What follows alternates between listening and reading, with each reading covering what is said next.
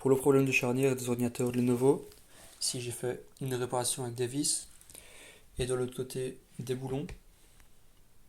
Donc je pense que c'est plutôt propre. Et donc je vais vous expliquer comment j'ai fait pour réaliser cette tâche. Donc alors d'abord on retire le cadre de l'ordinateur, on fait attention, il y a de la colle, donc on fait doucement.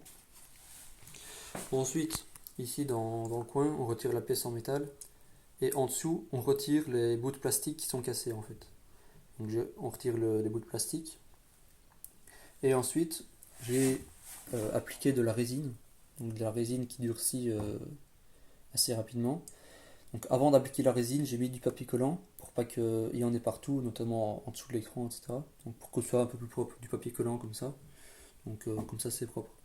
Au-dessus de la résine, j'ai mis du film alimentaire pour pas qu'il y en ait partout après que ça colle. Donc une couche de film alimentaire et comme ça c'est pas mal.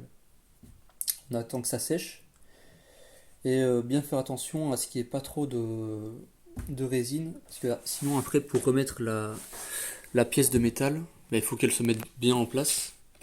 Et donc s'il y a trop de résine, bah, c'est ennuyant, il faudra creuser après, c'est assez énervant. Donc pour que la pièce se mette bien en place, il faut que ici les petits picots noirs en plastique s'emboîtent dans la pièce de métal. Donc s'il y a trop de résine, c'est pas trop grave. Ce que j'ai fait, d'ailleurs ici, il y avait trop de résine. Et donc j'ai creusé avec la foreuse. Donc j'ai pris la mèche et j'ai un peu creusé quoi. C'est pas dramatique, ça peut se résoudre. Alors, donc, je vais reprendre le matériel là. Voilà. Donc alors, première étape, on retire le cadre. Ensuite, papier collant, film alimentaire, résine. Ici, j'ai appliqué avec du cure-dent. Après, on passe à l'étape de la foreuse, donc pour forer. La mèche, c'est une mèche de 2 mm, 2,5, comme ça, 2,5. Ça fonctionne bien, c'est parfait. Alors là, ce que j'ai fait, c'est d'abord, j'ai mis la pièce en métal en place et j'ai foré à travers le trou de la pièce de métal en fait. Comme ça, j'initie le trou pour qu'il se mette bien au bon endroit. Après, quand le trou est initié, bah, j'enlève la pièce de métal et après je fore complètement dedans et comme ça c'est parfait. Donc là on fait les trous. Ça c'est bon. Ensuite on peut passer aux vis. Donc les vis, pareil, 2,5 mm. Voilà, 2,5 mm. Et elles sont trop longues. Donc ce qu'il faut faire c'est les couper. Donc les couper avec la scie à métaux. J'ai utilisé ça pour les couper. Pour voir la bonne longueur, on la met en place, comme ça. Et on marque avec un marqueur la position à laquelle couper. Donc il faut que ça dépasse suffisamment pour pouvoir mettre le boulon.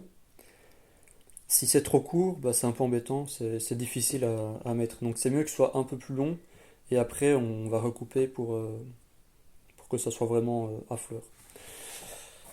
Donc là, on coupe. Là j'ai utilisé ça. Scie à métaux avec la main droite et une pince avec la main gauche. On scie. Voilà. Ensuite, on met en place la pièce de métal, on met les vis, on met les boulons. Et puis après, là, on voit que c'est trop long. On prend une lime, on lime, et comme ça, c'est bien à fleur. Et là, bah, c'est nickel. Voilà. Je pense que j'ai rien oublié. Donc on va répéter tout. Alors, première étape, enlever le cadre. Papier collant, film alimentaire, JB Weld, cure-dent, foreuse, vis, couper les vis, puis après limer. Voilà.